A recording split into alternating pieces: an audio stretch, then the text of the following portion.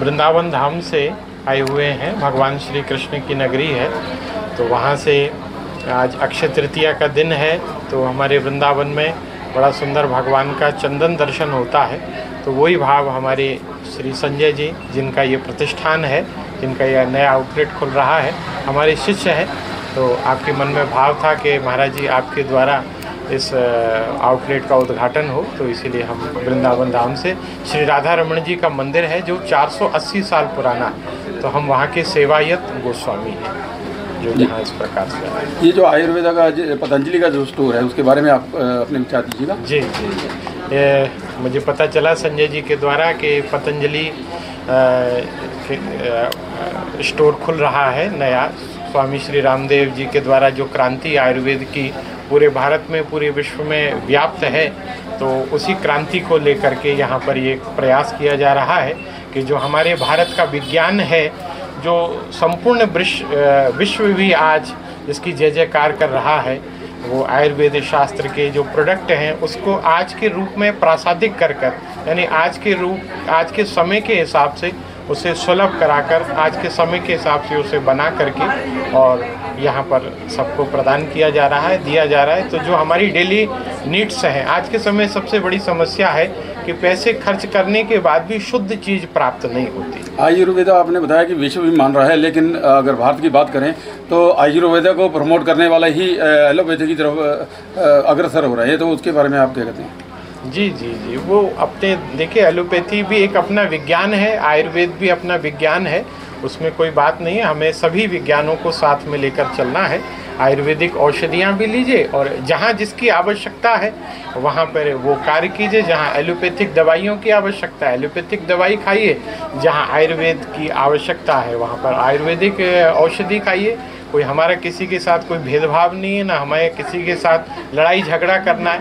हमारा जो अपने सनातन धर्म है वो विघटन की बात नहीं करता, वो संगठन की बात करता है। जहाँ पर जिसकी आवश्यकता है वो अपनी ली। आयुर्वेदा जैसे कि सबसे पौराणिक आप भी मानते हैं और वैसे भी पौराणिक है, उसके बावजूद भारत ही जो आयुर्वेदा का जो प्रदाता बताया गया है, लेकिन उसके बावजूद एलोपैथी और जो है वो हावी हो गया और आयुर्वेदा पीछे पिछड़ गया है। उसके पीछे कारण क्या मानते हैं आप? जी, उसके पीछे कारण ये रहा कि हमारे यहाँ पर जो अपने मुग़लों का आक्रमण हुआ और मुग़लों ने हमारी संस्कृति को, हमारे संस्कारों को, सदाचार को, हमारे शास्त्रों को खंडित करने की चेष्टा करी।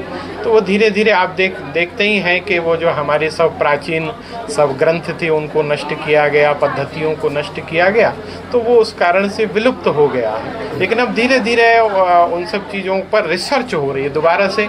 आज से पहले रिसर्च नहीं हो पाई, लेकिन स्वामी रामदेव जी के द्वारा और दूसरे संतों के द्वारा वो रिसर्च हो रही है। तो धीरे धीरे अपने आप देखेंगे कि आयुर्वेद शास्त्र भी लोग आज के समय में स्वीकार कर रहे हैं। किसी के कहने से और नहीं कहने से कोई कुछ नहीं होता है। हम चाहे आयुर्वेद को अपने नकारें, लेकिन आज देख रहे हैं कि अमेरिका के लोग भी आयुर्वेद औषधियों को इस्तेमाल कर रहे हैं, ले रहे हैं, लेकिन उसमें हमारा कोई किसी देखने में एक और चीज़ आ रही है, योग को बड़ा बढ़ावा दिया है, उससे काफ़ी लोगों के बीमारियों की समस्या को भी हल हो रहा है। तो इसके बारे में क्या कहें? हाँ, देखिए, अपने योग भी एक विज्ञान है, सब चीज़ का विज्ञान है। आज देखिए दुनिया में अमेरिकन लोग भी जो है योगा कर रहे हैं, वो विदेश से भारत आ रहे हैं अपने योग करने के लिए। दो चीज़ हैं, एक योगा है, एक योग है। तो योगा जो है वो इज़ ए फिजिकल एक्सरसाइज और योग जो है वो साधना है। जिसे आप ध्यान, धारणा, समाधि, अष्टांग योग है। तो अष्टांग योग में अंतिम जो स्थिति वो समाधि है, यानी कि हम अपने फिजिकल तो फिट हो जाते हैं लेकिन मेंटली हम परेशान हैं। और एलोपैथी में मेंटल प्रॉब्लम का कोई इलाज नहीं है। वो पूछ रहे थे कि एलोपैथी, तो हम ये कहते हैं कि जहाँ एलोपैथी ख़त्म होती है वहीं उसके पश्चात आयुर्वेद प्रारंभ होता है, योग प्रारंभ होता है। तो समाधि के द्वारा हम अपने आप को शांत रख सकते हैं।